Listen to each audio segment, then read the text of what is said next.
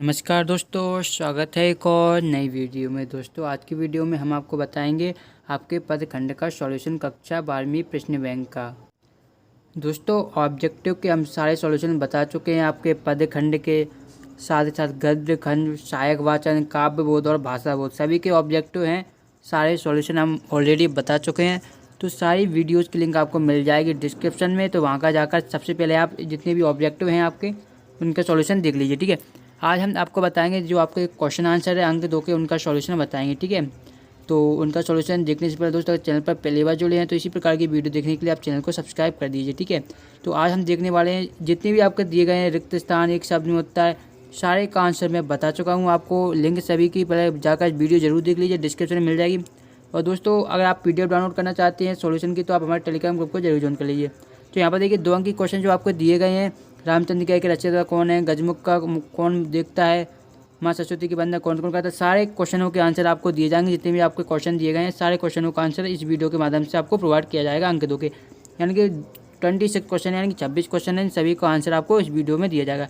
चलिए दोस्तों टाइम ना वेस्ट करते हुए आज की वीडियो को हम स्टार्ट करते हैं। ठीक है दोस्तों, तो देखिए दोस्तों पहला क्वेश्चन था जो हमारे 2 अंक में, देखिए पहला था रामचंद्रिका के रचयिता कौन है। तो दोस्तों सबसे पहले क्या है, कुछ जब PDF पर बनती है तो कुछ चीज़ें गलत हो जाती हैं, तो मैं आप क्या पूरी वीडियो देखिए, मैं जो भी गलती इसमें होंगी वो मैं आपको बता दूंगा। ठीक है, इसलिए वीडियो को कहीं भी स्किप मत कीजिए। ठीक है, तो यहाँ पर जो लिखा गया है वो है रामचंद्रिका के रचयिता कौन है, तो यहाँ पर रामचंद्रिका लिखा गया है। ठीक है, तो देखिए तो सबसे पहले आप ज़्यादा चीज़ नहीं लिखना चाहते तो आप डायरेक्ट लिख दीजिए कि रामचंद्रिका के रचयिता कौन है, केशव दास हैं। ठीक है, इतना भी लिख देंगे तो आपको दोस्तों पूरे नंबर मिलेंगे, लेकिन मैंने यहाँ पर थोड़ा डिटेल में लिख दिया। चाहें तो आप ऐसा लिख सकते हैं, वरना कोई आवश्यकता नहीं है।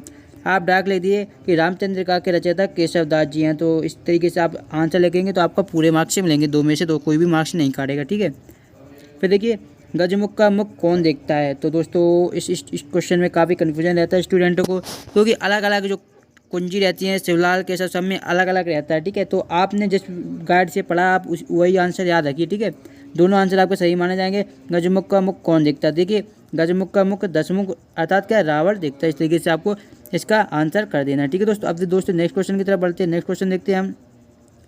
तीसरा है माँ सरस्वती की वंदना कौन करता है। तो दोस्तों इसका आंसर देख लीजिए, यहाँ पर दिया गया है। देखिए माँ सरस्वती की वंदना देवगढ़ करते हैं, ऋषिगढ़, श्रेष्ठ तपस्वी, इस तरीके से आपको श्रेष्ठ लिखना है, मैं बता देता हूँ।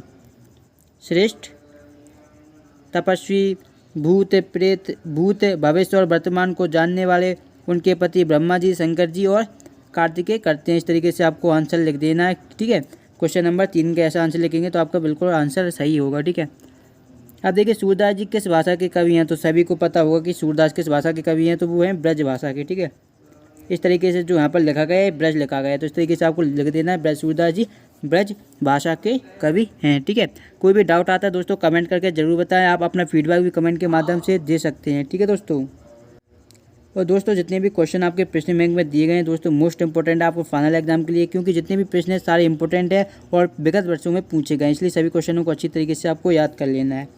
देखिए नेक्स्ट क्वेश्चन है हमारा, मोसो कहत मूल को लीनो, यह कथन किसका है। तो दोस्तों इसका आंसर देखिए। उत्तर, यह कथन बलदाव की शिकायत करते हुए कृष्ण यशोदा माता से कहते हैं कि बलदाव उन्हें मोल का खरीदा हुआ बताते हैं। ठीक है, तो क्वेश्चन नंबर 5 का आंसर अगर इस तरीके से आप लिख देंगे तो आपका आंसर बिल्कुल सही, चाहे तो आप इसका स्क्रीनशॉट भी ले सकते हैं। ठीक है, तो देखिए विश्वास में विष घोलने का काम किसने किया है। दोस्तों यह प्रश्न ऑब्जेक्टिव में भी था, तब भी मैंने आपको बताया था जब मैंने आपको ऑब्जेक्टिव क्वेश्चनों का सॉल्यूशन बताया था। ठीक है, तब भी मैंने आपको बताया था कि विश्वास में विष घोलने का काम किया था सुजान ने। ठीक है, वहाँ तो क्या एक नंबर पूछा गया था, इसलिए आप उतना लिख देंगे तो आपको 1 नंबर मिल जाएगा, लेकिन यहाँ पर क्या 2 अंक का पूछा गया, इस तरीके से आप लिख सकते हैं कि विश्वास में विष घोलने का काम सुजान ने किया।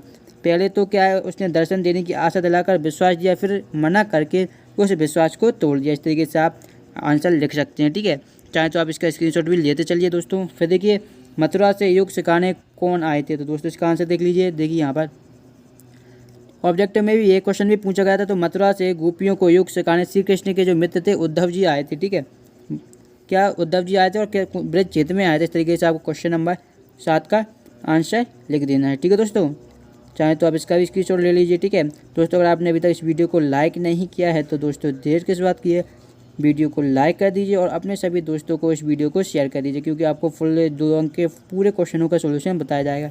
और दोस्तों अगर आपने क्या है अंक के जो ऑब्जेक्टिव क्वेश्चनों का सॉल्यूशन नहीं देखा तो मैं पहले बता चुका हूँ, लिंक डिस्क्रिप्शन में वहाँ का जाकर आप देख सकते हो। PDF के लिए आप हमारे टेलीग्राम ग्रुप को ज्वाइन कर लीजिए।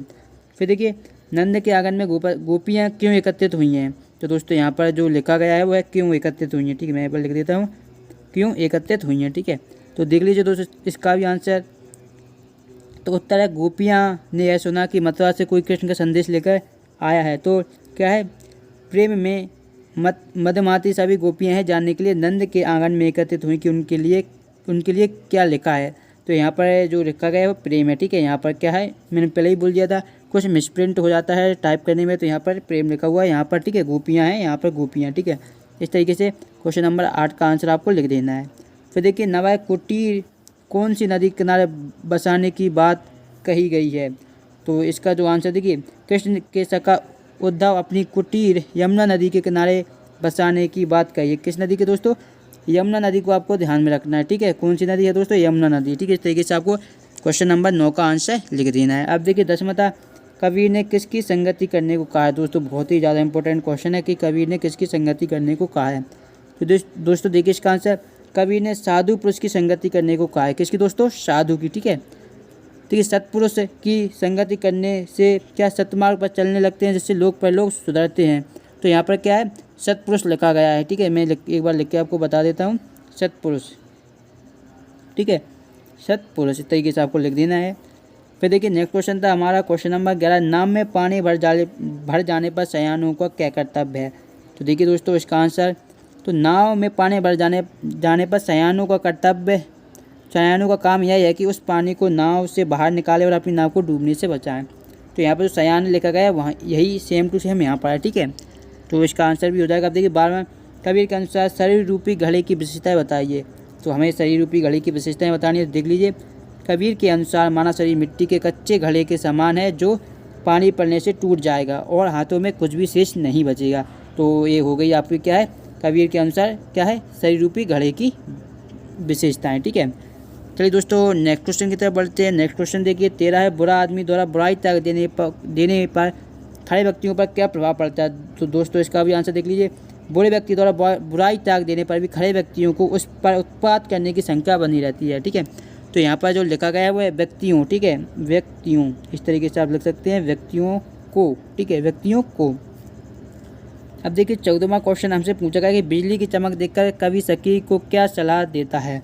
तो दोस्तों इसका आंसर आप देख लीजिए कि कवि भवानी प्रसाद मिश्र कहते हैं कि बिजली की चमक देखकर एक सखी दूसरी सखी से कहती है कि हे सखी, भाग बिजली चमक रही है, अर्थात वर्षा होने वाली है। बसंत के आने से क्या पृथ्वी में प्यार के अंकुर फूटने लगे हैं। पंछी भी प्रसन्नता के साथ उड़ रही रहती है। वह दादर भी वर्षा आने कर उछलने कूदने लगा है। इस तरीके से लिख सकते हैं। आर्य स्वागत संबोधन किसके लिए आया। तो दोस्तों देखिए, आर्य स्वागत संबोधन है वैसे तो विवाहित स्त्री के लिए किया गया है, लेकिन क्या प्रकृति की ओर भी संकेत है, यानी कि दो और संकेत, एक तो विवाहित स्त्री के लिए साथ साथ प्रकृति की ओर भी है संकेत है आर्य स्वागत। ठीक है, तो दोनों आंसर आपको लिख देने हैं। ठीक है, यहाँ पर जो लिखा गया है प्रकृति है, ये वाला जो है प्रकृति है। ठीक है, प्रकृति। फिर देखिए, सहज रंगीली नायिका किस रंग में रंगी हुई है। तो सहज रंगीली नायिका इंद्रधनुष रूपी रंग में रंगी हुई है। इस तरीके से दोस्तों मैं बोलते जा रहा हूँ, वो भी आपको नोट करते जाना है। ठीक है, फिर देखिए नीम के पत्थर से कवि का क्या तात्पर्य है। तो दोस्तों इसका भी आंसर आप एक बार देख लीजिए कि नीम के पत्थर से क्या तात्पर्य है। देखिए, नीम के पत्थर से कवि का तात्पर्य क्या है, उन्हें वीरों से है। ठीक है, वीर पुरुषों से है जिन्होंने देश की स्वाधीनता के लिए अपने प्राणों का बलिदान किया है। तो नीम के पत्थर से यही तात्पर्य था। ठीक है, अब देखिए नेक्स्ट क्वेश्चन है हमारा, किस धरोहर को हाथ से ना जाने देने की बात कही गई है। तो दोस्तों यहाँ पर देख लीजिए, जो देश की स्वाधीनता रूपी धरोहर है को हाथ से ना जाने देने की बात कही गई, यानी कि जो स्वाधीनता है उसे हमें हाथ से जाने नहीं देना है। फिर देखिए 19वां था, देश की समृद्धि की प्रबल आशा है से क्या तात्पर्य है। दोस्तों यह भी इंपॉर्टेंट क्वेश्चन। देखिए, देश की समृद्धि की प्रबल आशा है से तात्पर्य है भारत की उत्तरोत्तर बढ़ती हुई प्रगति से। ठीक है, तो इस तरीके से आप ले सकते हैं, अभिलाषा जो इस देश के नौजवानों से अपेक्षित है। तो प्रबल अभिलाषा है जो इस देश से क्या आशित है कि भारत तरक्की करे। फिर देखिए, केवट के अनुसार पगडंडी का क्या प्रभाव है। दोस्तों इसका आंसर देखिए, केवट के अनुसार श्री राम की पगडंडी का प्रभाव यह है कि उसके स्पर्श से शिला भी स्थिर बन जाती है। ठीक है, तो दोस्तों यहाँ पर जो लिखा गया है यहाँ पर वो है श्री राम। चलिए मैं लिख के बता देता हूँ, श्री राम। ठीक है, PDF कन्वर्ट होती है तब कुछ क्या शब्द चेंज हो जाते हैं, तो इस तरीके से आपको श्री राम लिख देना है। ठीक है, फिर देखिए 21वां क्वेश्चन, केवट की जीविका का एकमात्र आधार क्या था। तो दोस्तों केवट की जीविका का एकमात्र आधार उसकी नाव थी, सभी को पता होगा उसकी नाव थी। उस नाव में वह सवारियाँ बैठा कर गंगा पार कराता था। इस तरीके से सवारियाँ लिखा है। ठीक है, सवारियाँ बैठा कर गंगा पार कराता था। फिर देखिए सभी देश हमारे यहाँ किस प्रयोजन से आते हैं। सभी को पता है सभी देशों के लोग भारत में शिक्षा प्राप्त करने के लिए आते रहे हैं और आते भी रहेंगे। ठीक है, इस तरीके से लिखिए। फिर 30वें, कवि के अनुसार हमें अशिक्षित या असभ्य बताने वाले लोग कौन हैं। तो कवि के अनुसार हमें अशिक्षित या असभ्य बताने वाले लोग वे हैं जो हम लोगों की सभ्यता से अनजान है। ठीक है, यहाँ पर क्या है, जो हम लोगों, ठीक है, की सभ्यता से अनजान है या वे पक्षपात की भावना से ग्रसित हैं। तो यहाँ पर आपको लिख देना है ग्रसित। ठीक है, पक्षपात की भावना से ग्रसित है। इस तरीके से आपका आंसर हो जाएगा 23वें का।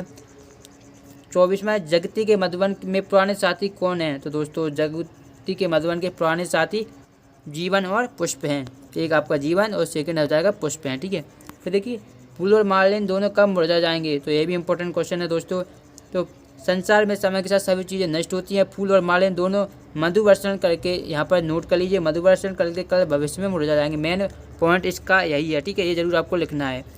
फिर झुलसती धरा के लिए किस दान की आवश्यकता है। तो दोस्तों झुलसती धरा के लिए कवि ने सावन दान की आवश्यकता को बताया है। ठीक है, तो दोस्तों यही थे आपके सॉल्यूशन। ठीक है, जितने भी आपके 2 अंक के क्वेश्चन थे सारे क्वेश्चनों का हमने सॉल्यूशन देख लिया है। दोस्तों अगर आपको ये वीडियो पसंद आए तो लाइक जरूर करें। और दोस्तों आपका जो नेक्स्ट खंड रहेगा उसका सॉल्यूशन आपको अंक 2 का और इसके अंक 4 का सॉल्यूशन भी आपको नेक्स्ट वीडियो में बता दिया जाएगा। इसलिए दोस्तों चैनल पर पहली बार जुड़े हैं तो इसी प्रकार की वीडियोज़ देखने के लिए चैनल को सब्सक्राइब कर दीजिए। ठीक है, तो आज की वीडियो को हम दोस्तों यहीं समाप्त करते हैं। धन्यवाद दोस्तों।